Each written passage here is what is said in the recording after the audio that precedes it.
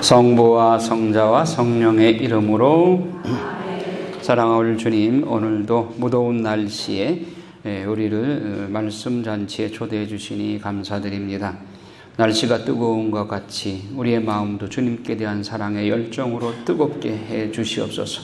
그래서 이열치열로 세상의 날씨의 그 더운 것을 우리의 마음의 뜨거움으로, 그 뜨거움을 오히려 식힐 수 있도록 우리의 마음을 예수 성심의 뜨거운 사랑의 불로 불붙여 주시옵소서.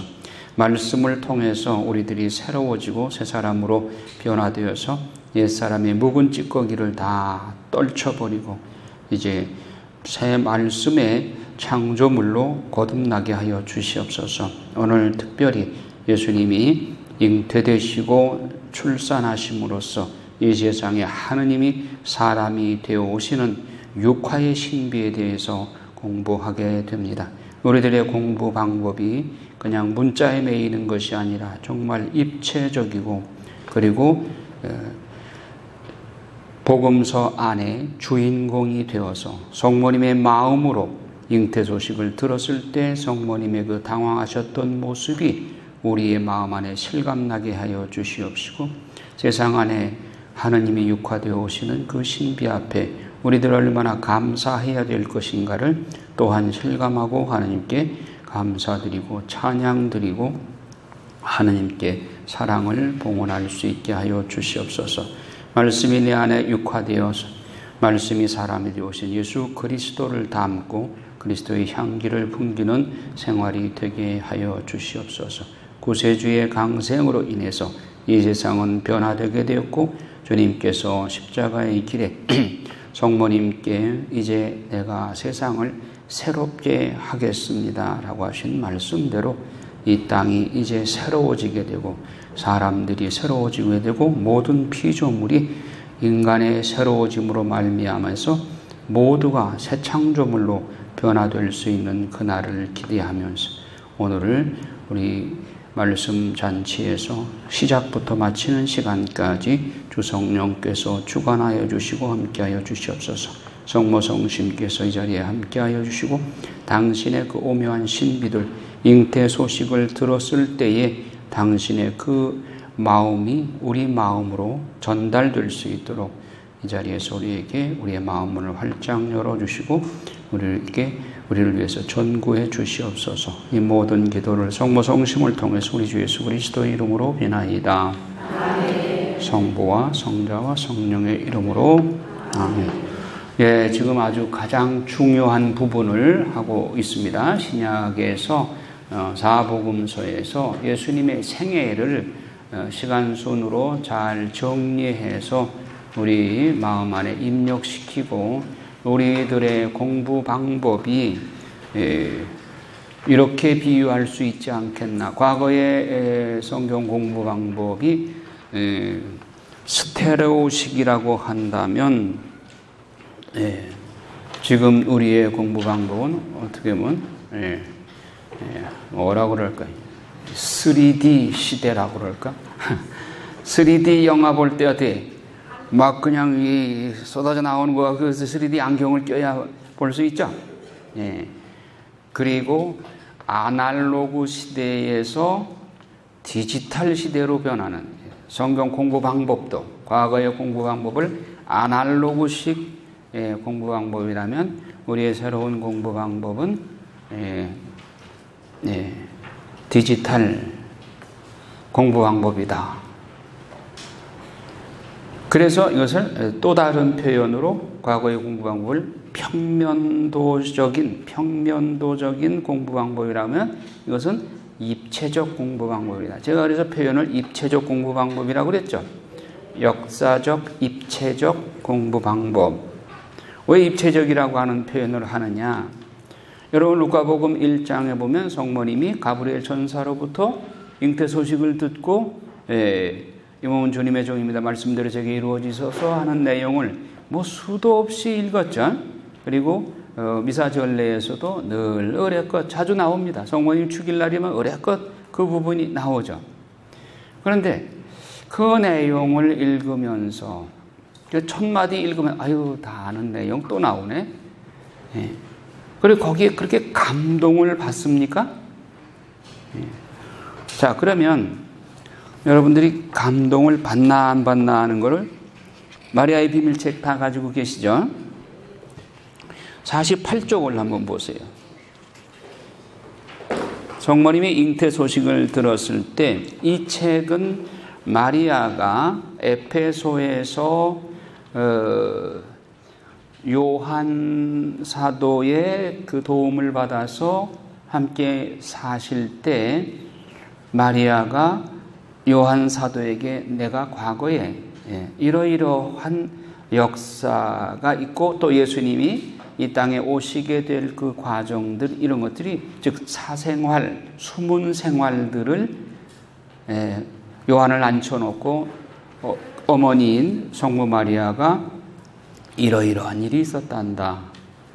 그는 공생활 동안만 요한 사도와 예수님과 같이 생활했기 때문에 나자렛 생활에 대해서는 잘 모르잖아요.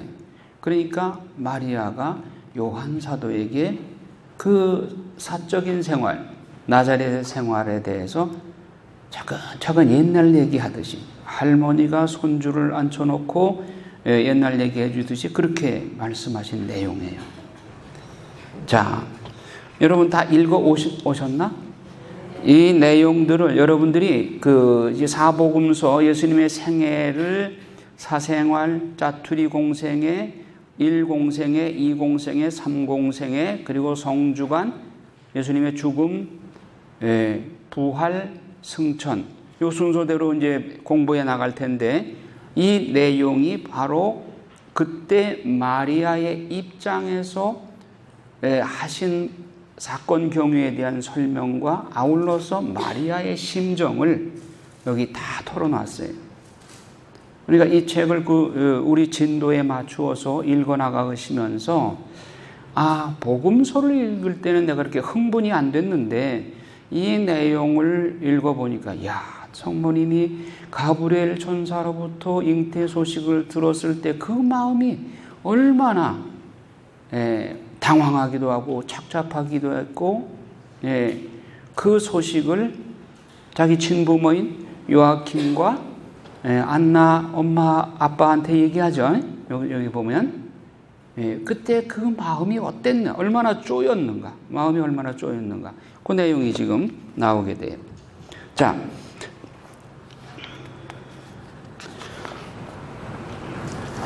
그 48쪽에 보면 위에 그런 이야기를 소개합니다. 미칼이라는 소녀가 있었는데 사귀던 애인 남자가 있어요. 토비아라는 남자가 있었어요.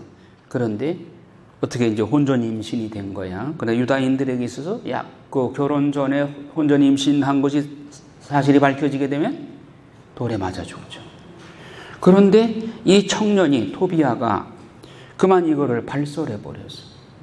그래가지고 자기는 딱 오리발을 내민 거야. 난 그런 사실 없다. 그러니까 결국은 미칼이 돌에 맞아 죽죠. 그 중간에 보면 그는 공개적으로 미칼과의 관계를 부인했고 토비아가 결국 그로 인해서 그녀는 간음이라는 죄명을 쓰고 돌팔매질 아래 죽음을 맞을 수밖에 없었어. 요한 사도에게 마리아가 말하는 겁니다. 당신이 잉태 소식을 들을 즈음에서 이 사건이 벌어진 거예요. 그러니 그 사건 벌어지고 나서 지금 성모님께는 잉태된 거예요. 그러니까 이 사건이 그 즈음에서 벌어졌을 때 마리아의 심정이 어떻겠느냐고요. 당신도 그렇게 될 운명에 처하게 되겠다는 거 짐작할 수 있죠. 자, 그 다음에 하지만 나는 나이가 어렸고 무엇보다도 아버지가 잔혹한 현장에 나가 가는 것을 구경하러 나가지 말라고 허락하지 않으셨기 때문에 그 자리를 모면할 수 있었단다. 아버지는 이 처벌이 비록 율법을 바탕으로 한 것이며 사람들에게 교훈을 준다고 해도 그와 같은 악법에는 동의하지 않으셨어요. 율법에 혼전에 임신하게 되면 사형, 돌에 맞아 죽는다. 이 율법이 있지만은 그 율법을 악법이라고 아버지 요아킴은 그걸 찬송하지 않았단 말이죠. 하지만 이와 같은 일을 아는 나는 내게 어떤 위험에 처할 수 있는지 스스로 잘 알고 있었어. 사실 가련한 미칼과 내 상황이 똑같지는 않았지만 그 사실을 누가 믿어줄까? 그러잖아요. 마리아가 나는 남자를 모른다. 그런데 임신했다. 이걸 누가 믿어줄까? 천사가 떠나간 후에 앞으로 내가 치러야 할 일들에 대한 생각들이 싹트기 시작했다. 내가 받아들여야 할 결과는 생명 그 이상도 그 이하도 아니었다. 모두가 보게 될 그 아기를 9달이라는 긴 임신 기간 동안 다른 사람의 눈을 피해서 감추는 일이 과연 가능할까? 사람들은 뭐라고 말할까? 요셉은 이 일을 어떻게 받아들일까? 그리고 어떻게 반응할까? 토비아가 미칼에게 했듯이 요셉도 나를 공개적으로 부인할까? 그 지경에 이른다면 나는 어떻게 될까? 그리고 내 아들은 어떻게 될까? 여러분 누가복음 1장을 읽을 때 여러분이 마리아의 심정이 돼서 읽으란 말이야. 그러니까 이게 아날로그가 아니라 디지털이고, 그리고 이게 스테레오가 아니라 3D로 보시란 말이야. 성경을. 성경의 주인공이 돼서 여러분들이 누가복음 1장을 읽을 때 그렇게 성모님의 마음으로, 이렇게 착잡한 마음으로 성모님이 끝내 가브리엘 전사가 하나님께는 불가능이 없다, 이 말씀 듣고 휘하토로 응답한 거예요. 휘하토로. 이런 거 다 죽음을 각오하고 미칼의 신세가 될 것이라는 거 각오하고 휘앗한 거예요. 나는 그렇게 할 수 있는가? 묵상재료죠. 이를 제쳐두고더라도 부모님께 어떻게 말씀드려야 할까? 천사의 방문을 무슨 방법으로 납득시켜야 하지? 딸을 그토록 사랑하시는 어머니께 내가 임신했다는 것을 어떻게 말해야 할까? 나에 대한 부모님의 전폭적인 신뢰와 지지를 의심하지 않지만 이 같은 엄청난 일을 어떻게 말해야 할까? 뒷장에 보면 마을 사람들은 내 임신을 두고 아버지를 비웃을까? 더욱이 아기의 아버지가 될 사람이 누구인지조차 알 수 없는 비정상적인 임신 아닌가? 이걸 어떻게 설득하겠느냐? 그런데 51페이지 위에서 셋째 줄에 그분은 내 머리를 쓰다듬으시면서 권능이 넘치는 목소리로 가브리엘 대천사가 했던 두려워하지 마라 라는 말을 반복했단다. 두려워하지 마라 내 연인이요 내 비둘기요 다만 나를 믿어라. 나는 전지전능하며 내게 불가능이란 없다. 그대가 순결을 간직한 채 잉태한 것도 가능한 일이 아니었는가? 아무것도 두려워하지 말고 나를 믿어라. 하느님의 음성이죠. 중간에 보면 그러니까 마태복음 6장을 떠올리는 거예요. 들판의 꽃들과 하늘을 나는 새들을 보아라. 내 허락 없이는 꽃잎 하나 새 한 마리도 땅에 떨어지지 않는다. 하물며 그대는 이 세상의 그 어떤 꽃보다 그 어떤 새보다 훨씬 더 소중하지 않은가. 그대의 태중에 내 아들을 잉태하게 하고 하나님 아버지가 말씀하시는 거죠. 나에게 반하는 저 부당한 악법 때문에 그대가 죽음을 맞도록 내버려 둘 것 같은가? 수천 년을 두고 인류가 기다려온 메시아의 탄생인데 그를 사람들의 증오와 돌팔매질에 내맡겨둘 것 같은가? 두려워하지 마라. 사랑하는 이여 내 비둘기여 그대와 아기는 모두 내 보호 아래 있다. 지옥의 마귀라 해도 결코 그대들을 해치지 못할 것이다. 하느님께만 마리아는 기대를 걸고 또 의지하고 이런 무서운 상황을 이겨내려고 지금 바둥바둥하고 있는 거죠. 부모님조차도 내 말을 믿을까? 요셉이 믿을까? 세상 사람들이 이웃이 그 누구에게도 인정받으리라고 확신할 수가 없는 거죠. 오로지 하느님의 이 말씀만 의탁하는 거죠. 중간쯤에 이 52쪽 중간쯤에 보면 나는 눈을 뜨자마자 서둘러 일어나 어머니의 목을 끌어안았다. 그러자 눈물이 왈칵 쏟아졌고 나는 이 눈물을 억누를 수 없었다. 이는 결코 비탄의 눈물은 아니었다. 내 마음은 놀라울 만큼 평화로웠으니까. 어머니는 내 뺨에 입을 맞추시고 머리를 쓰다듬으셨다. 그러면서 무슨 악몽이라도 꾸었는지 어디가 불편한지 모르셨다. 그때 폭탄 선언을 하죠. 밑에서 두 번째 줄 내가 어머니가 될 것 같아요. 그러고는 다시 입을 다물었다. 오랫동안 침묵이 흘렀다. 그 순간이 영원처럼 길게 느껴졌지. 어머니는 당신의 손을 내 손에 푸개고 있었어. 그래서인지 어머니의 마음이 내게로 쉽게 전해지더구나. 경악, 큰 실망과 불쾌감, 그리고 거대한 고통의 바다가 어머니의 영혼을 뒤덮고 있었지. 게다가 아기의 아버지가 누구인지도 모르고. 잠시 후 어머니는 당신 손으로 내 턱을 들어 올리며 당신의 눈을 바라보라고 하셨어. 나처럼 어머니의 눈에도 눈물이 가득 고여 있었지. 우리는 서로를 오랫동안 바라보았고 어머니는 나를 꼭 껴안아 주셨어. 우리가 얼마 동안 그렇게 있었는지 알 수 없구나. 단지 우리 모두 걷잡을 수 없이 눈물이 흘렀지. 우리의 격앙된 마음이 평안을 되찾자 어머니는 요셉에 대해서 물으셨어. 언제 어떻게 된 일이냐고 묻지 않으시고 단지 언제 요셉에게 시집 갈 것인지 물으셨어. 어머니는 아기의 아버지가 요셉이 아니라고 짐작하신 모양이었지. 여러분, 여자의 심정, 또 딸을 둔 엄마의 심정에서 한번 생각해 보세요. 얼마나 착잡하겠어요. 안나 엄마의 입장에서. 나는 더욱 용기를 내어 어머니께 모든 것을 말씀드렸단다. 그런데 어머니의 반응은 놀라웠어. 모든 것을 들으신 어머니가 내 말을 모두 의심 없이 받아들이셨고 안도의 한숨마저 길게 내쉬셨기 때문이었다. 네, 마리아가 엄마께 성령으로 잉태했다는 소식을 알렸을 때 안나에게도 하나님의 성총이 역사하신 거죠. 믿었어요. 딸의 말을 믿었어요. 내가 그토록 놀라워할 이유는 없었어. 왜냐하면 어머니는 하느님의 사람이었기 때문이야. 은총을 받은 거죠.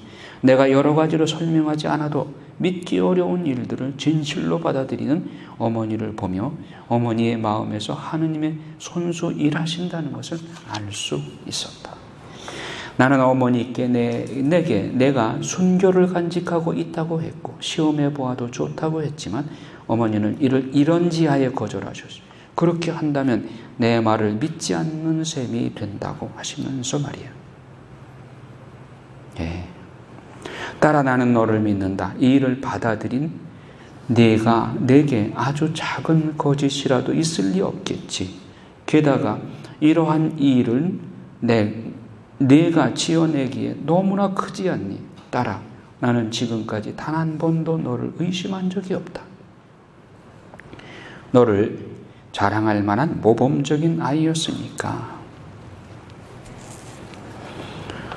내가 너의 말을 믿지 않는다면 이는 내게 모욕이 될 거야. 너는 신뢰를 받을 자격이 충분하니 말이야. 사실은 나 역시 하느님께 어떤 암시를 받았단다. 오래전 내가 세상에 태어났을 때 이 아기는 우리 부부의 딸이라기보다 하느님의 딸이란 생각이 내 마음에 가득 찼다. 이제 아버지 요아킴에게도 말을 합니다. 그러니까 안나가 요아킴한테 57쪽 위에서 5번째 줄에 우리 딸이 임신을 했어요. 어머니는 잠시 숨을 내쉬고 다시 말씀을 이어가셨다. 그렇지만 여보, 놀라지 마세요. 우선 우리 아이는 건강해요. 더욱 중요한 건 처녀의 영예에 어긋난 일을 결코 하지 않았다는 거예요. 어떤 남자와도 잠자리를 한 적이 없으니까요. 특히 약혼자인 요셉과도 상관없는 일이에요. 인간과 맺어진 것이 아니니 말이에요. 우리 아이는 순결합니다. 만일 이를 의심한다면 증명할 수도 있어요. 우리 딸이 내게 말한 것, 그것을 나는 믿어요. 지난밤에 하느님의 천사가 나타나 메시아의 어머니가 될 것을 승낙해 달라고 요청했답니다. 하느님은 당신 백성을 구원하길 원하십니다. 그럼에도 우리는 적당치 않은 그리고 가장 미천한 종을 선택하셨으니 우리는 행운을 얻은 거예요. 주님의 거룩한 계획에 이러쿵저러쿵 이견을 제시해서는 안 됩니다. 우리가 해야 할 건 오직 하느님을 찬미하며 기도하는 일과 상상도 하지 못할 엄청난 일에 놀란 우리 아이를 진정시키는 일이에요. 그러니까 딸이 이걸 감당하는 게 혼자서 너무 벅차. 그러니까 부모님이 도와줘야 된다. 58쪽 중간에 보면 우리 딸 마리아는 내 영혼의 기쁨이자 내 삶의 꿈이며 내 미래의 희망이라고. 그러나 우리는 이 아이가 태어났을 때부터 우리 부부만의 딸이 아니라 하느님의 딸이라는 것을 깊이 깨닫지 않았소. 이게 이제 요아킴이 또 안나의 말을 듣고 자기도 자기 딸을 믿는다고 하는 것을 표현하는 것입니다. 이렇게 아버지의 말이 끝나자 부모님 59쪽 맨 위에 아버지의 말이 끝나자 부모님은 서로를 포옹하셨어요. 그리고 함께 무릎을 꿇고 주님께 기도하기 시작하셨다. 하늘에 좌정하신 분이시여 당신께 저의 눈을 듭니다. 보소서 종들의 눈이 제 상전의 손을 향하듯 몸종의 눈이 제 여주인의 손을 향하듯 그렇게 저희의 눈이 주 저희 하느님을 우러릅니다. 저희에게 자비를 베푸실 때까지 시편을 낭송을 하고 하나님 영원히 찬미 받으소서. 당신 백성에게 언약하신 바를 충실히 지키시는 주님, 당신께 저희의 눈을 듭니다. 지금 제가 처한 상황, 이 당혹감과 털끝만큼 작은 의혹에서 저를 완전히 해방시켜 주소서. 당신의 모든 성의와 모든 안배의 길에 제가 오롯이 순종하고 따르도록 도와주소서. 이렇게 이제 임신 사실이 마리아와 부모님 안에서 드러나게 되자 마리아가 어디로 가요? 엘리사벳을 방문하러 가죠. 엘리사벳을 방문하러 아인칼림으로. 그러니까 아인칼림으로 갈 때 우리는 뭐 그냥 성경만 읽어서 아이고 천주의 모친이 돼가지고 깃발 날리면서 자랑하러 간 거 아니란 말이에요. 지금 이런 착잡한 심경에서 동네 사람들이 내가 배가 불러오면 뭐라고 할 건가? 그러니까 아인카림으로 사촌 언니라고도 하고 뭐 동생이라고도 하고 뭐 이제 이모라고도 하고 뭐 여러 가지로 말을 합니다만은 엘리사벳 찾아가서 시중을 들면서 어떻게 보면 동네 사람들로부터 좀 눈길을 피해서 간 것도 그런 의도도 있다고 볼 수 있어요. 그냥 당신이 배가 불러오면 남들 눈에 어떻게 보이겠는가? 이게 굉장히 아무리 그 설명해도 누가 알아듣겠어요? 부모님이니까 알아듣지. 요셉마저도 못 알아들었잖아요. 그래서 엘리사벳을 방문하러 가죠. 그 이야기가 이제 61쪽에 이렇게 나오게 됩니다. 갈 때 나귀를 타고 갑니다.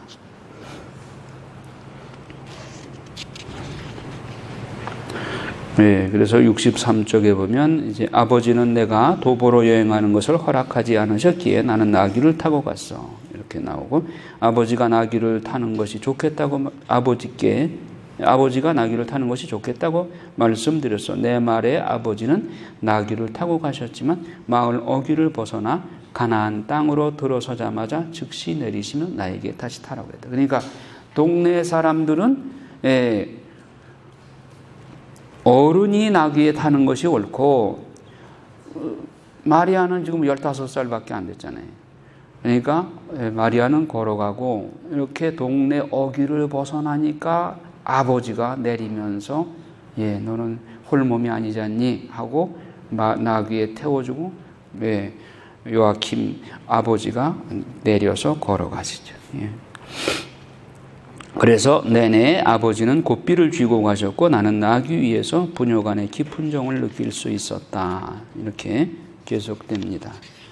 그래서 여러분 이런 내용들을 읽어가면 루카복음 1장을 그냥 그냥 5분 내에 읽어서 이런 사건이 있었다 넘어갈 일이 아니잖아요. 마리아의 입장에 한번 되어 보시란 말이에요. 근데 성경을 가장 효과적으로 공부하는 방법은 성경의 주인공 입장에서 성경을 읽어 나가는 거예요. 그러니까 성경을 하나 드라마로 생각하고 그 드라마의 주인공이 스스로 되시란 말이에요. 자, 교재 126쪽.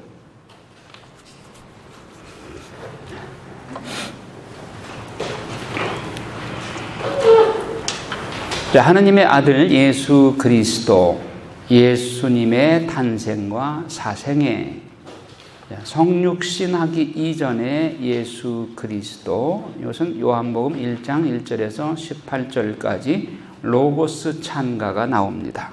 자, 그러면 지난 시간에 도표로 예수님의 사생애, 그리고 트리공생애, 온전한 제1공생애, 2공생애, 3공생애, 성주관, 그리고 죽음, 부활에 관해서 도표로 설명을 해드렸습니다. X좌표는 요한복음에 의해서 4개의 과월절 기둥, 4기둥으로 세워서 시간 순서를 그렇게 정했고, Y축에는 장소, 예루살렘, 베레아, 갈릴레아, 그리고 저 위에는 잠깐 갔다 오셨지만은 중요한 것은 이 세 부분이라고 할 수 있습니다. 예루살렘, 남쪽 끝에 예루살렘, 베레아, 갈릴리아, 가파르나움 지역, 갈릴리아 호수 그 주변, 그렇게 볼 수가 있습니다. 자, 그러면 로고스 찬가, 이것은 예수님의 사생애 이전에, 예수님이 성육신 하기 전의 내용들을 신학적으로 정리한 것이죠. 그래서 마테오, 마르코, 루카복음은 공관복음이라고 그러고, 요한복음은 신학적인 복음이에요. 가장 늦게 쓰여졌고 요한사도의 신학적 견해를 곁들여서 예수님의 강생의 신비를 신학적으로 해석을 해서 이렇게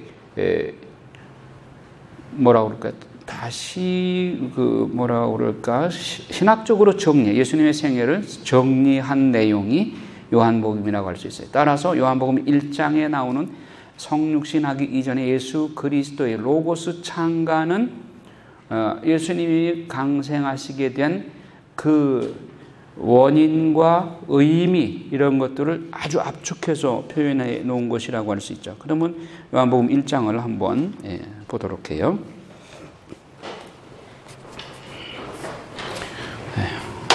읽겠습니다. 1절 한 처음에 말씀은 하나님이셨다.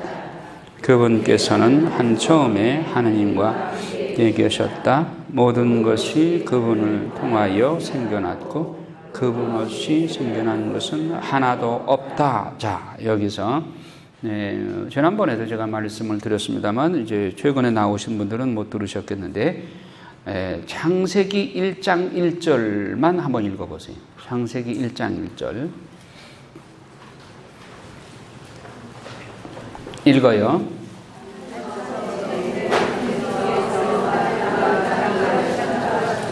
네, 됐습니다. 자, 거기도 한 처음에, 요한복음 1장 1절에도 한 처음에 그랬죠. 자, 우리말에 아주 좋은 표현이 있어. 한 처음과 태초에라는 말이 있습니다. 우리 어감상 한 처음과 태초라는 말은 어떻게 차이가 있습니까?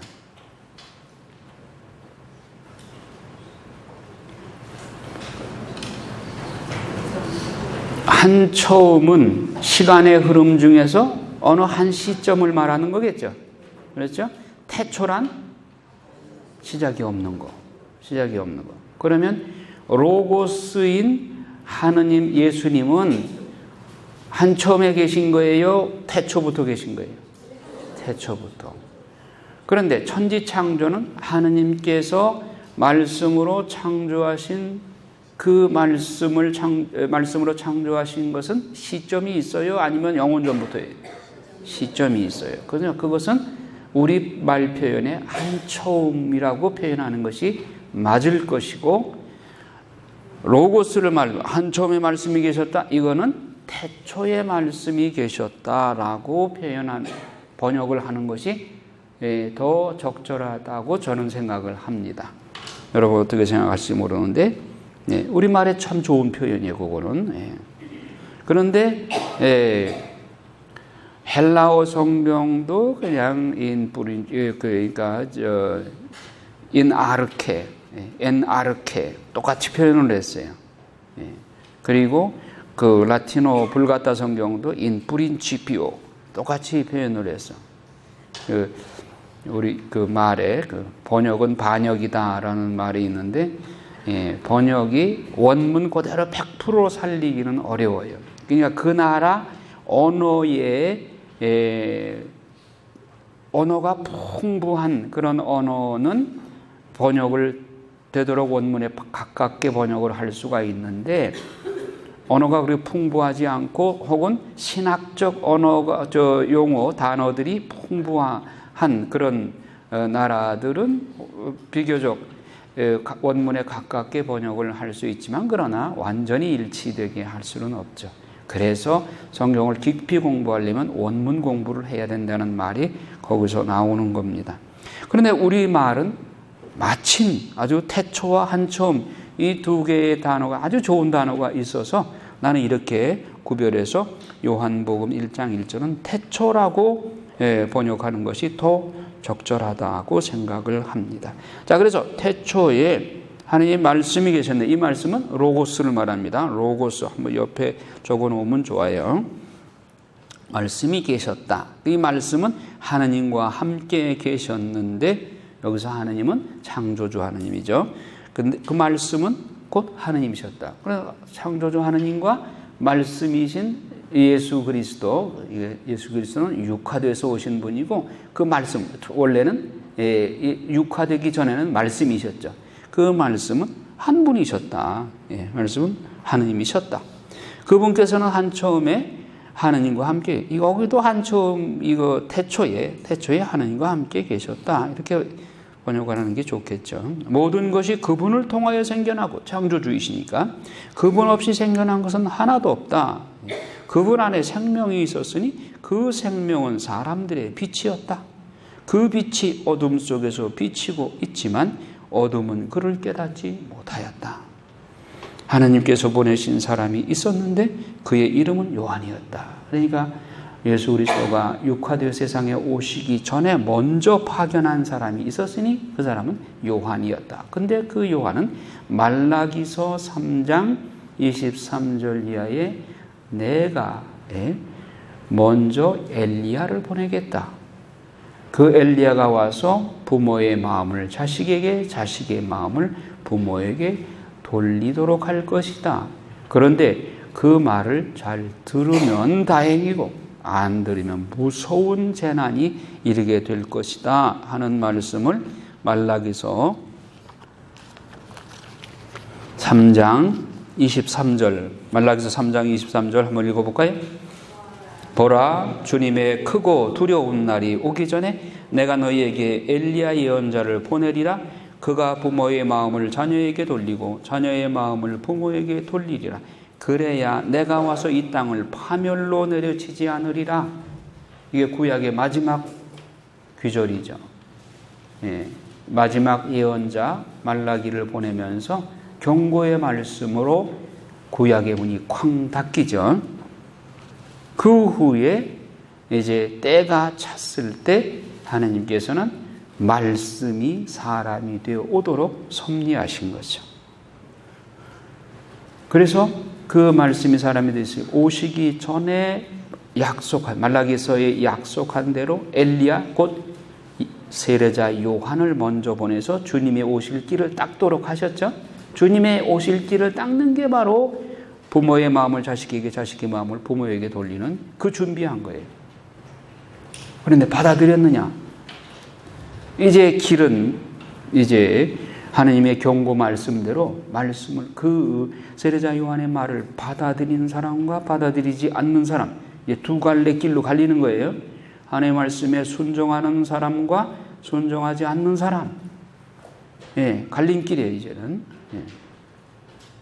그러니까 예수 그리스도는 모퉁이의 머릿돌이 돼서 그 모퉁이의 머릿돌을 잘 받아들이고 받드는 사람에게는 구원이 이를 것이고, 그 모퉁이의 머릿돌을 받아들이지 않는 사람은 오히려 그 돌에 부딪혀서 멸망하게 될 것이다.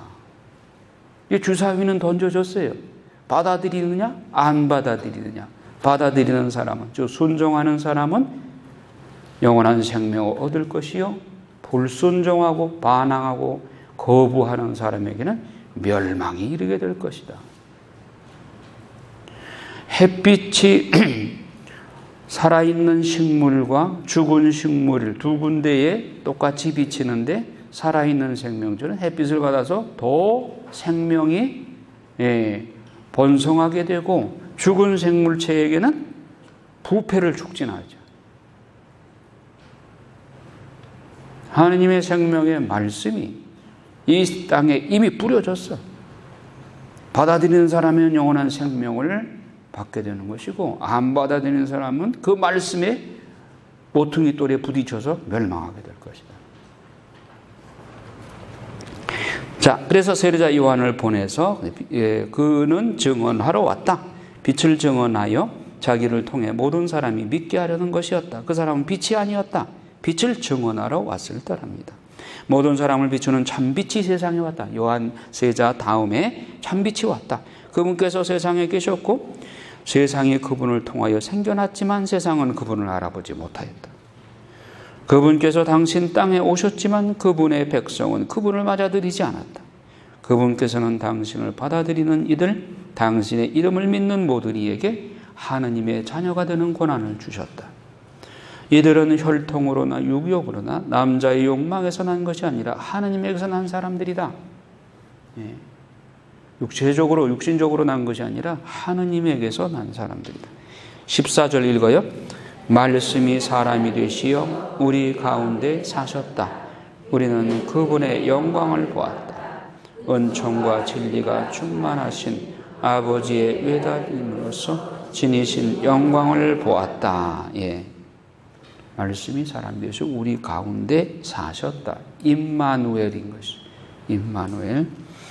요한은 그분을 증언하여 외쳤다. 그분은 내가 이렇게 말한 분이시다. 내 뒤에 오시는 분은 내가 나기 전부터 계셨기에 나보다 앞서신 분이시다. 그 말씀으로 시원 전부터 창조주로 계신 분이었죠. 그분의 충만함에서 우리 모두 은총의 은총을 더 받았다. 율법은 모세를 통하여 주어졌지만 은총과 진리는 예수 그리스도를 통하여 왔다. 예, 구약의 율법은 모세를 통해서 받았어요. 그러나 신약에 예수 그리스도가 오심으로써 은총과 진리를 받았다. 아무도 하느님을 본 적이 없다. 아버지와 가장 가까우신 외아드님 하느님이신 그분께서 알려주셨다. 자, 이렇게 해서 다시 본문으로 돌아가서 로고스 찬가, 이것을 소위 로고스 찬가 1장 1절부터 18절까지를 로고스 찬가라고 그래요. 이건 요한복음에만 나오죠. 공관복음에는 안 나오는 내용이죠.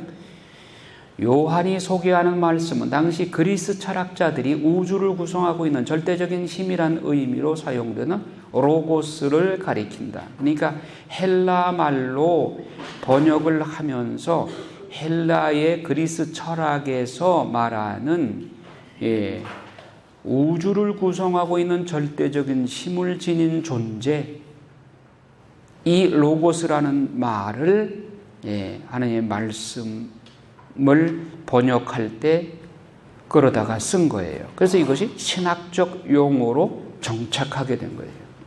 요한은 예수님을 태초에 계신 말씀으로 선포하면서 예수님이 하나님의 모든 계시의 구현임을 선포한다. 세례자 요한과 예수님의 탄생에 관해서는 마태복음 1장 18절에서 2장까지 나오고 또 루카복음 2장 1절에서 7절에 나오고 있습니다.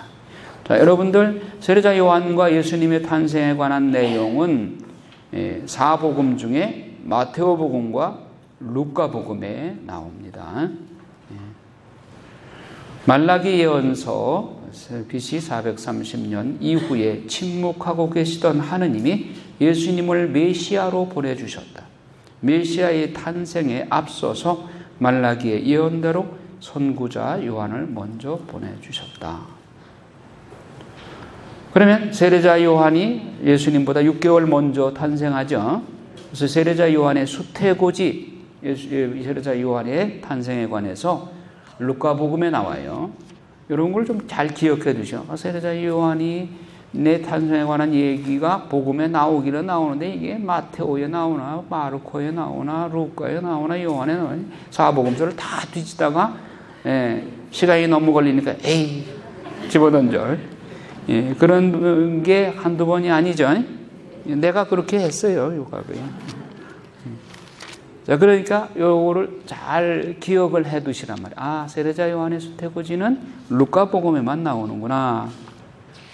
자, 루카복음 1장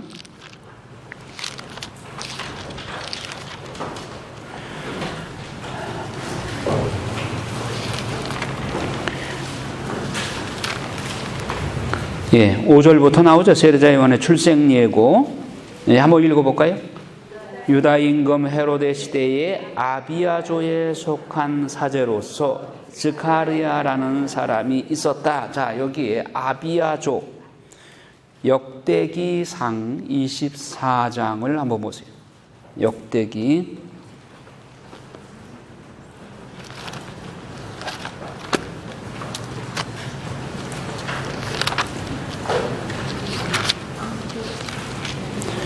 '역대기는 성전을 중요시했고 성전 전례를 중요시한다고 그랬죠.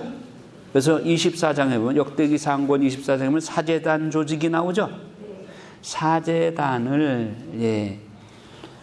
그 조를 짜가지고 1년 12달 그 사제단이 조별로 성전에 가서 봉사하도록, 여러분 뭐 저 전례 봉사자들 본당에서 조 짜잖아요.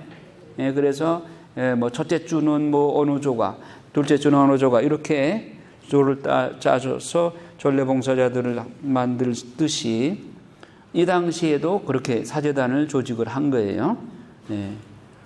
그래서 아비아조가 보면 10절에 보면 7번째는 코치에게, 8번째는 아비아에게, 이게 바로 아비아조란 말이에요. 근데 스가랴가 어느 조의 후손이란 말이에요? 아비아조의 후손이란 말이에요. 그래서 보면 18절에 보면 24번째는 마지야에게 뽑혔다.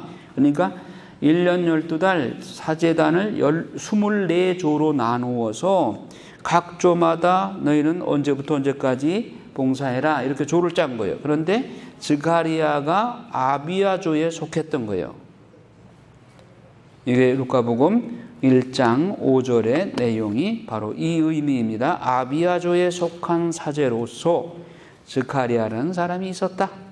다시 루카복음으로 다시 돌아와요. 그의 아내는 아론의 자손으로서 이름은 엘리사벳이다. 이 둘은 하느님 앞에서 의로운 이들로 주님의 모든 계명과 규정에 따라 흠없이 살아가는 사람들이었다. 그런데 그들에게 아이가 없었다. 엘리사벳이 아이를 못 낳는 여자였기 때문이다. 게다가 둘 다 나이가 많았다. 스가랴가 자기 조 차례가 되어 하느님 앞에서 사제 직무를 수행할 때의 일이다. 사제직의 관례에 따라 제비를 뽑았는데 그가 주님의 성소에 들어가 분향하기로 결정되었다. 그가 분향하는 동안 밖에서는 온 백성의 무리가 기도하고 있었다. 그때 주님의 천사가 스가랴에게 나타나 분향 제단 오른쪽에 섰다. 지금 제단에 분향하러 들어갔는데 거기에 가브리엘 천사가 나타난 거예요. 스가랴는 그 모습을 보고 놀라서 두려움에 사로잡혔다. 천사가 그에게 말하였다. 두려워하지 마라. 스가랴야, 너희 청혼이 받아들여졌다. 내 아내 엘리사벳이 너에게 아들을 낳아줄 터이니 그 이름을 요한이라 하여라. 스가랴와 엘리사벳이 기도할 때 자식 하나 달라고 기도를 했던가 보죠. 그러니까 내 청혼이 받아들여졌다. 그래서 자식을 낳아줄 터이니 이름을 요한이라고 하여라. 너도 기뻐하고 즐거워할 터이지만 많은 이가 그의 출생을 기뻐할 것이다. 그가 주님 앞에서 큰 인물이 될 것이기 때문이다. 그는 포도주도 독주도 마시지 않고 어머니 태중에서부터 성령으로 가득 찰 것이다. 그리고 이스라엘 자손들 가운데서 많은 사람을 그들의 하나님이신 주님께 돌아오게 할 것이다. 그는 또 엘리야의 영과 힘을 지니고 그분보다 먼저 와서 부모의 마음을 자녀에게 돌리고 순종하지 않는 자들은 의인들의 생각을 받아들이게 하여 백성이 주님을 맞이할 준비를 갖추게 할 것이다. 말라기서 3장 24절 그대로 옮겼죠. 그렇죠? 부모의 마음을 자녀에게, 자녀의 마음을 부모에게 돌리는 역할을 할 거다 그랬잖아요. 내가 엘리야를 보내서 바로 그 영을 받고 제가 나올 것이다. 세례자 요한이. 스가랴가 천사에게 제가 그것을 어떻게 할 수 있겠습니까? 저는 늙은이고 제 아내도 나이가 많습니다. 이 대사제가 이렇게 의문을 제기한 거예요. 그러면 마리아의 상황이 더 믿기 어렵습니까? 스가랴가 더 믿기 어렵습니까? 마리아지. 두 분의 믿음의 정도를 서로 비교할 수도 있겠죠. 아니 노인이 아기 낳는 게 어려워요? 처녀가 아기 낳는 게 어려워요? 그런데 마리아는 그 어려운 상황에서도 믿었잖아요. 근데 스가랴는 노인이 아기 낳는 일은 드물긴 하지만 있었잖아요. 과거에 누가 있었어요? 사라 90살에 아기를 낳았잖아요. 그렇죠? 그리고 또 한나 분인나가 자꾸 분나게 해가지고 기도해가지고 한나가 아기를 늦게 낳았죠. 또 삼손의 엄마 마노아의 아내, 마노아의 아내 이름은 안 나오지만 마노아 아내도 원래 성녀였죠. 돌계집이었는데 하나님께서 은총으로 아기를 낳게 했죠. 그런 구약의 사실들이 있는데도 스가랴는 가브리엘 천사의 말을 안 믿어서, 그러니까 가브리엘이 뭐라 그래요? 너는 이것을 믿지 않았으니까 이 일이 일어날 때까지 너는 벙어리가 되어 말을 못하게 될 것이다. 그래서 세례자 요한이 탄생할 때까지 벙어리로 있죠. 자, 이것이 세례자 요한의 탄생에 관한 이야기입니다. 그러면 예수님의 수태고지, 바로 이어서 이제 예수님의 수태고지가 나오죠. 예수님의 탄생 예고 1장 루카복음 1장 26절부터 이 내용은 뭐 여러분 다 아시니까 거의 외우시죠. 여섯째 달에 하느님께서는 가브리엘 천사를 갈릴레아 지방 나자렛이라는 고을로 보내시어 다윗 집안의 요셉이라는 사람과 약혼한 처녀를 찾아가게 하셨다. 그 처녀의 이름은 마리아였다. 천사가 마리아의 집에 들어가 말하였다.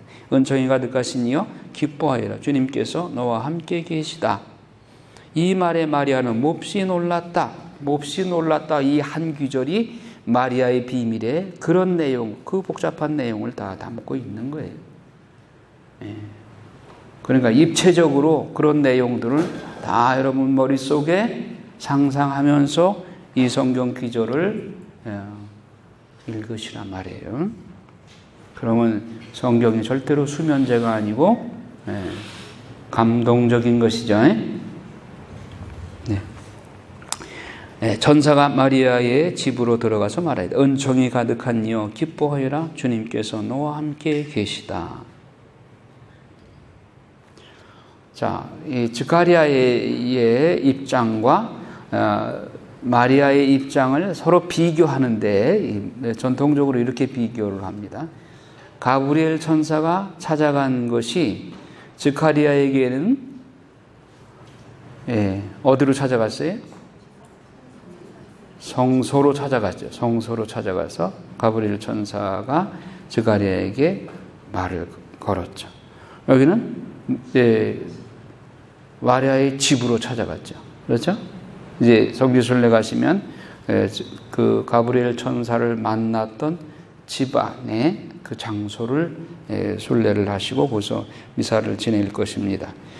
자, 그래서 그러면 성소에서 만난 것과 가브리엘 천사가 개인의 집으로 찾아간 것과 어느 분이 더 높은 분이요?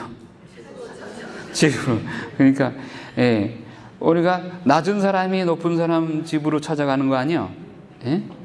그런데 가브리엘 천사가 마리아에게 집에로 찾아가서 인사를 드리잖아요. 은총이 가득하시니요 기뻐하여라, 주님께서 너와 함께 계시다.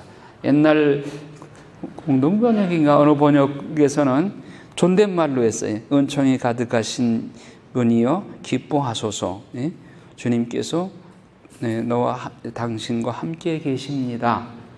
가브리엘 천사가 마리아께 존댓말로 했어요. 그래서 사실은 대천사보다도 마리아가 더 높죠. 천상천하의 모후죠, 모후. 천상 왕이신 예수님의 어머니시잖아요. 천상에서도 모후의 관을 받으셨죠, 예수님한테. 그러니까 모후, 왕의 어머니란 말이에요. 그러니까 대천사들보다도 높은 거죠, 마리아가. 자, 그런데 여긴 딴 얘기지만은 마귀가 왜 그렇게 마리아와 예수님을 그렇게 미워할까? 왜 그럴까요? 원래 히브리서에 보면, 히브리서 한번 볼까요?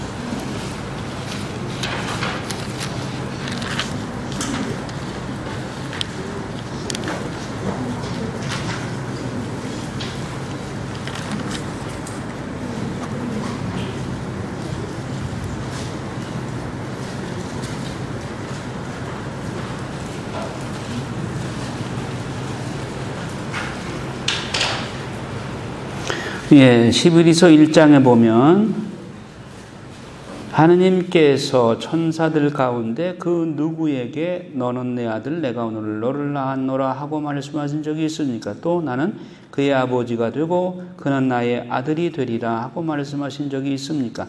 또 맏아드님을 저 세상에 데리고 들어가실 때에 하느님의 천사들은 모두 그에게 경배하여라 하고 말씀하십니다. 그리고 천사들과 관련해서는 그는 자기의 천사들을 바람처럼 만들고 자기의 시종들을 타오르는 불처럼 만든다 하고 하는 말씀이 있고, 아들과 관련해서는 이런 말씀이 있습니다. 오 하느님, 당신의 왕자는 영원무궁하며 당신의 왕홀은 공정의 홀입니다. 당신께서 정의를 사랑하시고 불의를 미워하시기에 당신의 하느님께서 기쁨의 기름을 당신 동료들이 아니라 당신께 부어주셨습니다. 그리고 천사들보다는 잠깐 못하게 만드셨어도 그런 내용이 어디 나오는데?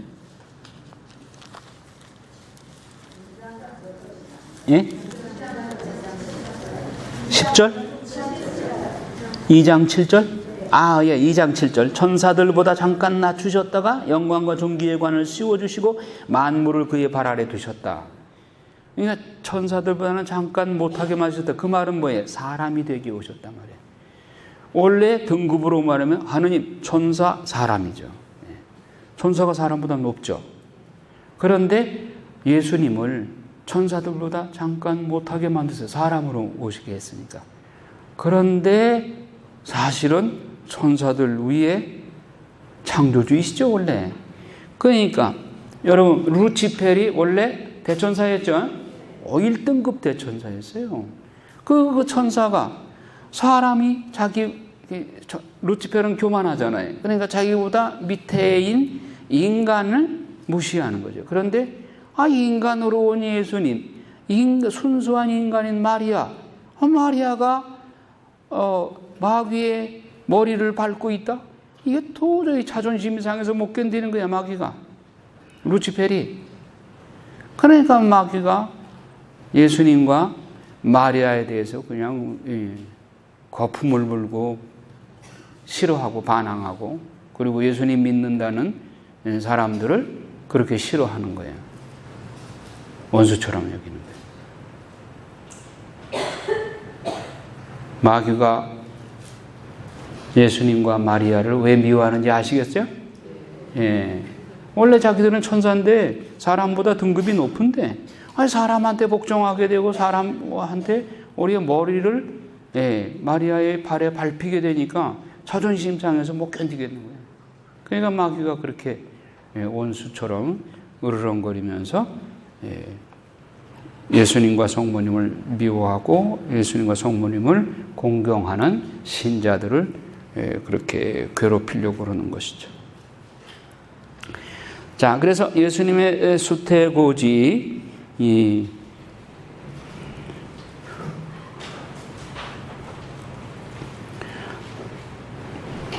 가브리엘 천사가 이제 마리아에게 두려워하지 마라. 마리아야, 너는 하느님의 총애를 받았다. 보라, 이제 내가 잉태하여 아들을 낳을 터이니 그 이름을 예수라 하여라. 그분께서는 큰 인물이 되시고 지극히 높으신 분의 아드님이라 불리실 것이다. 주 하느님께서 그분의 조상 다윗의 왕자를 그분께 주시어 그분께서 야곱 집안을 영원히 다스리시리니 그분의 나라는 끝이 없을 것이다. 자, 여기서 그분께서는 큰 인물이 되시어 지극히 높으신 분의 아드님이라 불리실 것이다.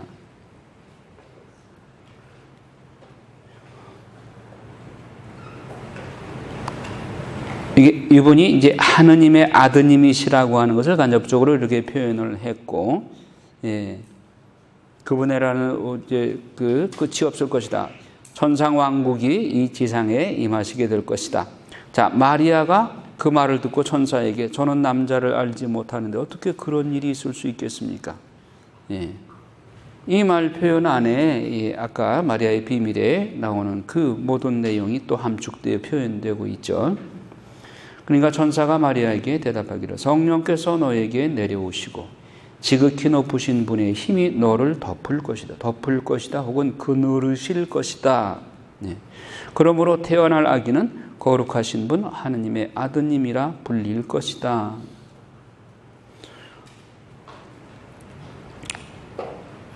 내 친척 엘리사벳을 보아라. 그 늙은 나이에도 아들을 잉태하였다. 아이를 못 낳는 여자라고 불리던 그가 임신한 지 6달이 되었다. 하느님께는 불가능한 일이 없다. 하느님께는 불가능한 일이 없다. 이 말씀에 마리아가 신덕을 발휘한 거죠. 마리아가 대답하였다. 보십시오. 저는 주님의 종입니다. 말씀하신 대로 저에게 이루어지기를 바랍니다. 이걸 불가타 성경, 라틴 말 성경에는 fiat mihi secundum verbum tuum, fiat이라는 말이 여기 나와요. 여러분, 창세기 1장 3절에 하나님께서 말씀하셨다, 그대로 되었다, 보시니 좋았다. 이런 패턴으로 6일 창조가 시작이 됩니다. 하나님께서 첫 번째 말씀하신 것이 빛이 생겨라. 빛이 생겨라 하는 말은 fiat lux, 빛. fiat lux, fiat으로 창조하셨어요. 창조를 하나님께서는 fiat으로 창조하셨어요. 아니, 내가 빛을 만들었다라고 I made the light라고 하면 우리는 보통 그렇게 생각하잖아요. 하나님이 창조하시니까 하나님이 빛을 만드셨다. 그런데 하나님께서 창조하시는 말씀에 fiat lux라는 표현을 했어요. 그걸 영어로 표현한다면 the light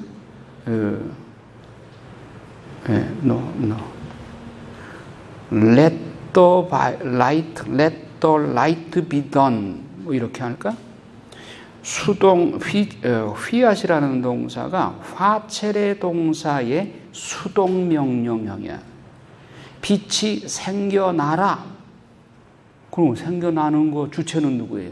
빛이요, 빛. 빛 보고, 아니, 빛을 하나님께서 가만히 있는 것을 무에서부터 빛을 만들어낸 게 아니라 빛에게 명령하네요. 너 생겨나라. 그거예요. 그러니까 피조물이 가만히 있어서 수동태로 가만히 있는 게 아니에요. 네 스스로 생겨나라 그거예요. 단 하나님의 명령에 따라서 수동형으로 말씀에 따라서 말씀의 명령에 순종해서 생겨나라 그거예요. 모든 창조가 다 그렇게 되어 있어요. 그 거기에 휘앗을 썼다. 그대로 되었다. 뭐예요? 빛이 하나님의 명령에 따라서 생겨난 거예요. 활동하는 거예요. 빛이 활동을 해야지 가만히 꼬다놓은 보리자루처럼 돌멩이처럼 가만히 있으라는 게 아니에요. 피조물이 하느님께서 피조물에게 명령하실 때는 네 스스로 말씀에 따라서 움직여라 그거예요. 그래서 생겨났다 그거예요. 그대로 되었다. 이것도 역시 휘앗 동사예요. 그런데 사람을 제외한 모든 피조물은 하느님께서 휘앗하니까 그대로 휘앗했어. 휘앗하니까 그대로 휘앗 응답을 했어요. 창세기 3장에 최고의 걸작품인 인간을 만들어 놓고 휘앗하라고 했더니 창세기 3장에 뭐라고 했어요? 노휘앗해버렸어. 창세기 3장이 마귀의 유혹을 받아가지고 하나님의 명령에 거역하는 짓을 하잖아요. 선악과 따먹지 말라니까 선악과 따먹잖아요. 노휘앗이지 뭐야 그게. 불순종이죠. 하나님의 말씀에 불순종한 거예요. 그래서 하느님은 수천 년 동안 최고의 걸작품인 인간, 당신의 모상을 닮은 인간에게서 휘앗을 바라기를 기대하셨어. 고대하셨어. 그 불같다 성경에 이 성모 마리아 이전에 그 누구도 휘앗으로 응답하지를 않았어. 성모 마리아에 와서 4,000년 지난 후에 성모님이 드디어 휘앗한 거예요. 하나님 기분이 좋을까요? 안 좋을까요?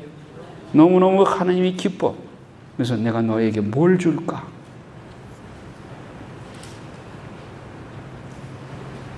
뭘 주면 가장 큰 선물이 되겠어요?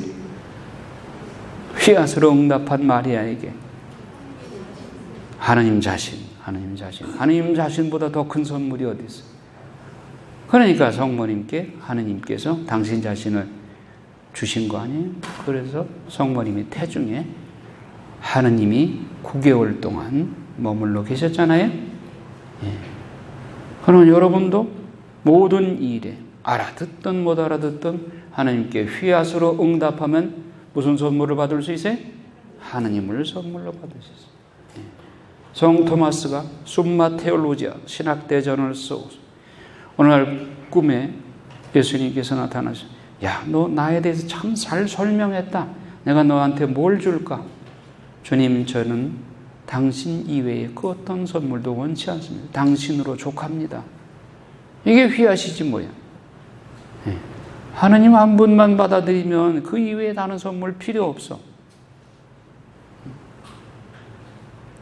여러분도 휘앗으로 응답하셔서 성모님처럼 이런 하나님을 선물로 받으시기를 바라요. 자, 그래서 그 다음에 보면은 1장 39절 이하에 보면 마리아가 엘리사벳 방문하러 가죠. 이거 자랑하러 간 거 아니에요. 아까 그런 착잡한 심경, 마리아의 마음 속에 이런 모든 착잡한 심경, 그 마음을 안고 그래도 자기보다 늙은 나이에 임신을 한 지 6개월 된 사촌 언니 엘리사벳이 얼마나 힘들까 봉사하러 간 거예요. 동시에 주변 사람들에게 배불러 오는 것을 드러내는 것이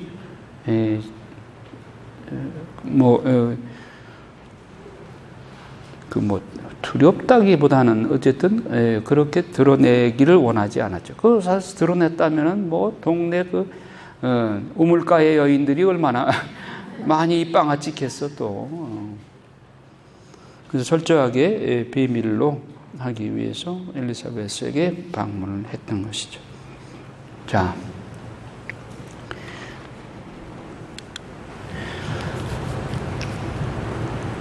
여기서 성모님의 영원한 동정성에 대해서 어떤 성모학 학자가 여기 1장 35절에 천사가 마리아에게 대답하였다. 성령께서 너에게 내려오시고 지극히 높으신 분의 힘이 너를 덮을 것이다. 그러므로 태어날 아기는 거룩하신 분 하느님의 아드님이라고 불릴 것이다. 여기서 성모님의 동정성은 동정성의 시기를, 그러니까 출산 전과 출산 중, 출산 후의 동정성, 이렇게 세 단계로 나누어 볼 수 있죠. 시간 단계로. 출산 전은 물론 동정입니다. 왜냐하면 동정 서약을 바라셨죠. 예. 그리고 출산 중에 동정이다. 출산 후에 동정이다. 자, 출산 중에 동정의 성서적 근거를 1장 35절로 인용을 하는 학자가 있었어요. 내가 로마에서 공부할 때 마리아 뗀토리라고 하는 신학자가, 마리아 안젤로 뗀토리라고 하는 신학자가 요 구절을 헬라어 성경 원본이 여러 가지 원본이 있는데 그 중에 한 본을 택해서 요 내용이 사실은 요렇게 표현이 되어 있다. 즉 태어날 아기는 거룩하신 분이라고 번역하기보다 거룩하게 태어날 그 아기는 하나님의 아들이라 불릴 것이다 라고 헬라어 원본에 그렇게 되어 있다. 그래서 그 인용을 하면서 거룩하게 태어난다. 요게 출산 중에 동정성을 간접적으로 시사하는 내용이다. 이렇게 해석을 하는 신학자의 설명을 제가 일리 있게 들었어요. 그렇죠. 그 동정성은 출산 전에도, 출산 중에도, 출산 후에도 영원한 동정성이잖아요. 성모님의 동정성은 영원한 동정성이라는 것이 교회의 가르침이에요. 그렇다면 출산 전, 출산 중, 출산 후에도 영원히 동정이다 하는 것을 그런 것이 교회의 이론인데, 그런 교회의 이론에 요 1장 35절이 바로 성서적 근거가 있다. 이 거룩하게 상타멘테, 이태리 말로 상타멘타라고 하는 것이 태어나다라는 동사를 꾸미는 표현, 부사로 쓰여졌다. 그렇게 이제 이태리 말로 번역을 해서 이렇게 해서 거룩하게 태어났다. 그 뜻이 무엇일까? 그건 출산 중의 동정성이다. 그렇게 번역을 했어요. 이거는 여러분들 몰라도 돼. 그러니까 신경 쓰지 마셔. 자, 그러면은 이제 그 마리아 편에서 설명한 것이 루카복음이죠. 그 다음에 마테오복음에서는 요셉 편에서 기술을 하고 있어요. 마테오복음 1장 예수님의 족보 보면 족보는 남자 중심이죠. 그래서 야곱 16절에 야곱은 마리아의 남편 요셉을 낳았는데, 그래서 마리아에게서 그리스도라 불리는 예수께서 태어나셨다. 그리고 2장 이집트로 피신하고 하는 내용들도 요셉 중심으로 마테오복음 썼다. 자, 마테오복음은 복음서의 대상이 누굴까요? 유다인들. 자, 그러면 이 복음서의 그 특징들, 대상이 누구냐 하는 것에 대해서 여러분 교재 119쪽을 한번 보세요. 사복음서 비교. 보면 자, 대상이 마테오복음은 유다인들을 대상으로 유다인들을 대상으로 해서 그들에게 마테오복음 1장에 족보를 내세운 것은, 자 봐라, 내가 말하는 메시아인 예수 그리스도는 구약 시대의 아브라함과 다윗의 후손 중에서 메시아가 올 것이다 하는 그 예언서의 실현이다. 그러니까 내가 족보를 통해서 예수님이 아브라함과 다윗의 후손이라는 것을 족보로 밝히겠다. 그래서 마태복음 1장에 족보를 밝혀놓은 것이다. 유대인들에게. 그 다음에 마르코복음은 그리스도인 대상으로 했다. 루카복음은 이방인들, 루카 자신이 이방인 출신이죠. 예, 헬라 문화권의 이방인 출신이에요. 요한복음은 온 세상 사람들. 요한복음은 기원 90년에서 100년 그 사이에 이미 공관복음 다 쓰여진 후에 늦게 쓰여진 것이라서 온 세상 사람들, 예수님의 직제자들 다 이제 순교하고 죽고, 그 다음에 이제 오로지 믿음만으로 예수 그리스도를 믿고 신앙생활할 모든 사람들을 대상으로 한 것이다.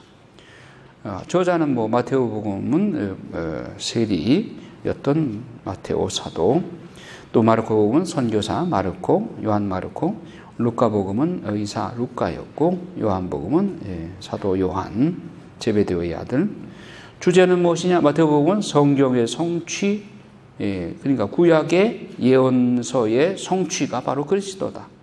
마르코복음은 고난받는 종 그리스도, 루카복음은 온 세상의 구세주 그리스도, 이방인 세계에서도 여전히 구세주이신 예수님, 요한복음은 육화되신 말씀, 그래서 로고스의 육화에 대해서 그리스도를 그렇게 표현을 하고 있죠. 특징은 무엇이냐? 마태복음은 예언 성취, 구약의 예언 성취, 계시적이다.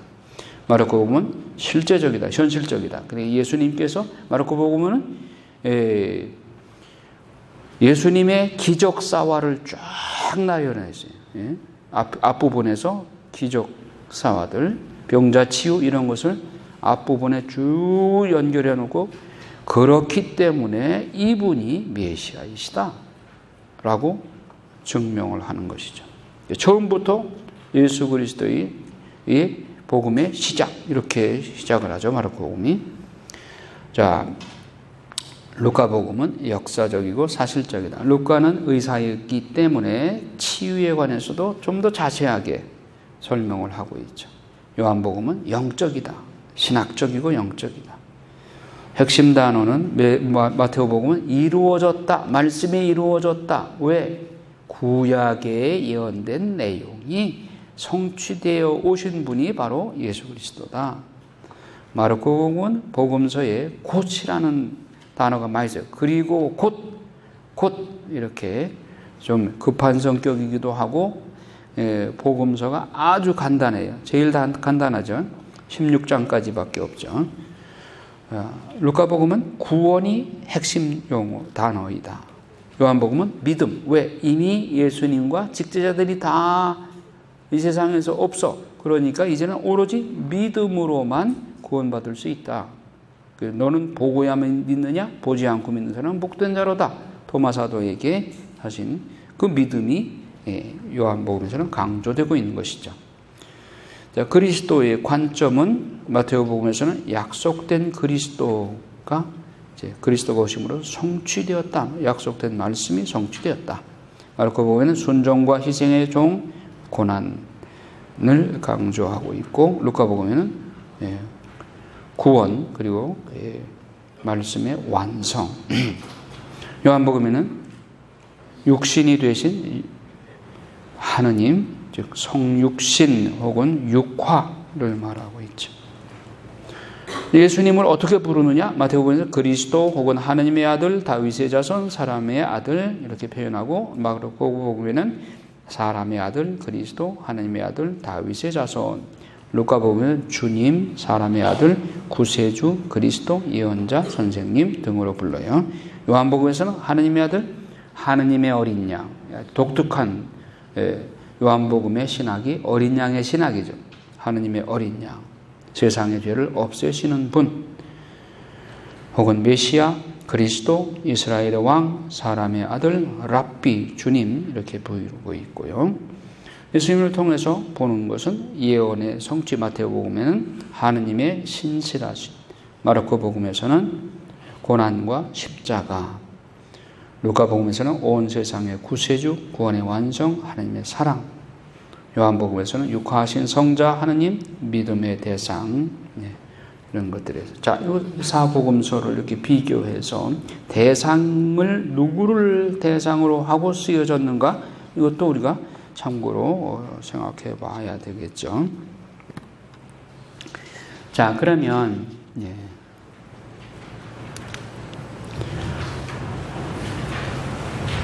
예수님의 탄생, 마태복음 1장에도 나오고 루카복음 2장에도 나옵니다. 자, 로마에서는 카이사르 아우구스투스가 황제로 통치하고 있고, 유대 땅에서는 헤롯 대왕이 로마로부터 파견되어 왔죠. 통치하고 있을 때 예수님은 베들레헴에서 탄생하셨다.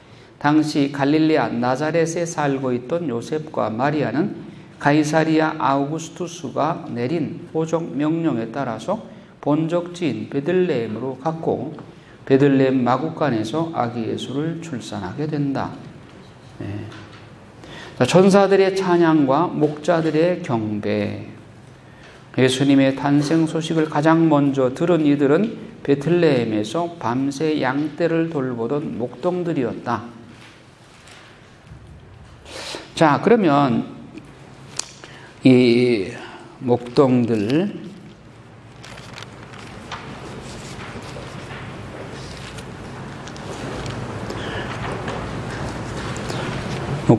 이야기가 루카복음에 나오죠.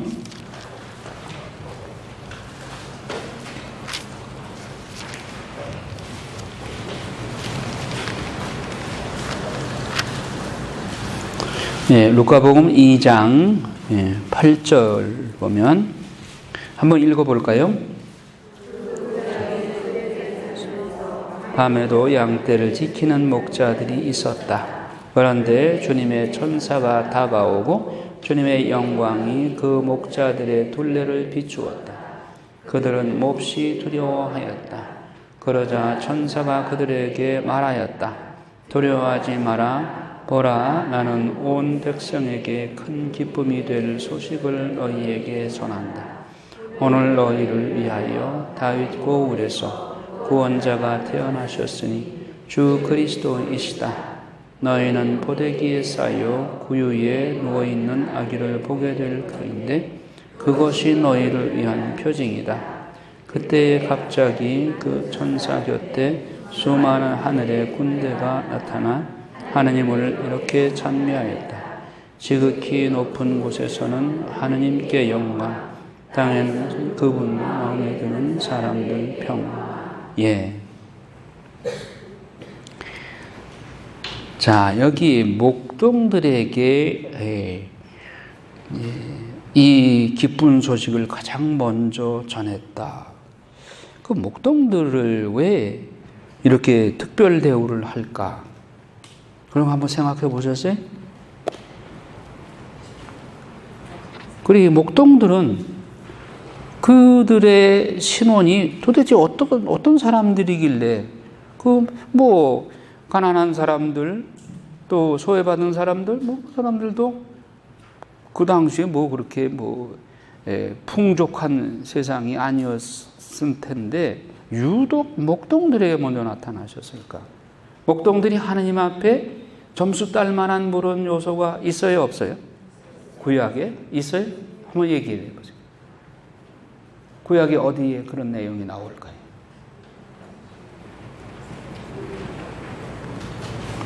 예레미야서 35장 한번 보세요.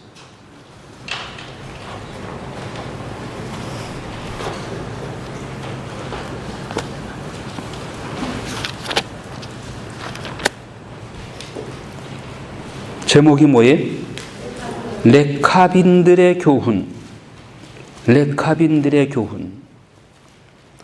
자, 유다인들이 하나님의 말씀을 하도 안 들으니까 하나님께서 예레미야한테 레캅 집안에 찾아가라. 그래서 레캅 집안에 가서 그들에게 말하고 그들을 주님의 집 어느 한 방으로 데리고 들어가 포도주를 마시게 하여라.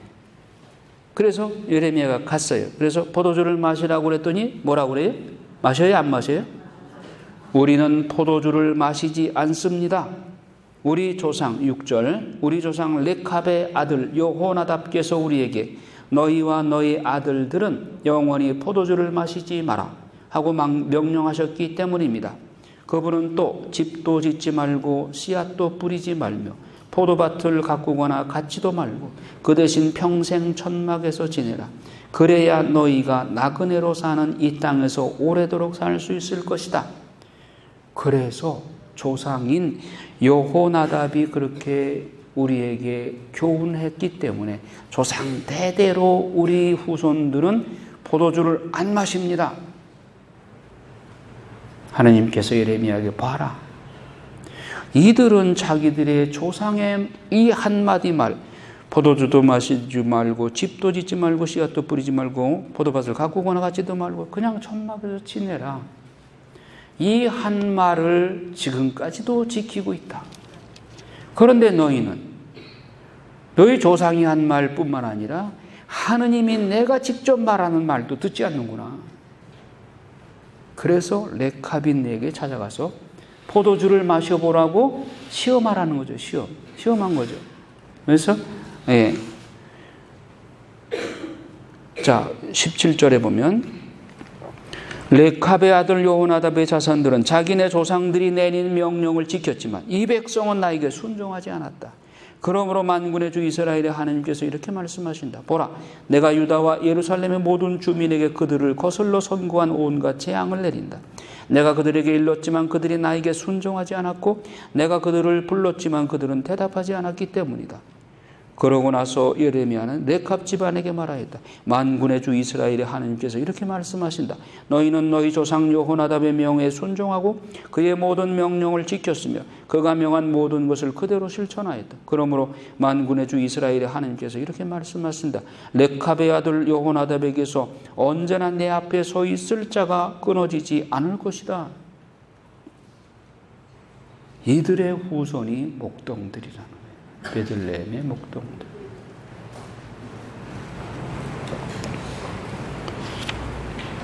그러면 하나님께서 그 목동들을 축복하실까요, 안 하실까요? 메시아의 탄생을 제일 먼저 볼 수 있는 영광을 주신 겁니다. 여러분, 구약과 신약을 연결해야 돼요, 안 해도 돼요? 이렇게 뿌리가 있는 거예요. 왜 하필이면 목동한테 먼저 나타나셨을까? 레캅의 후손들이 그렇게 조상 선조의 말에 순종하고, 이들은 집이 없어요. 유언대로.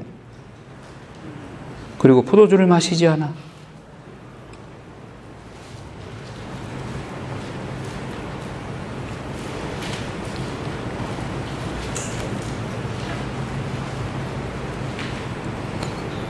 그래서 이들에게 정말 메시아를 먼저 볼 수 있는 이런 정황. 그리고 그들이 키운 양들을 예루살렘에 제물로 바칠 수 있는 양들을 베들레헴에서 사왔대요.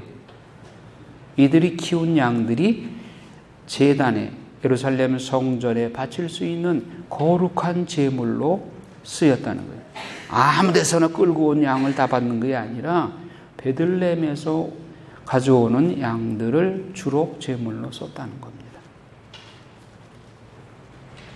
그래서 목자들이 예수님을 뵙습니다.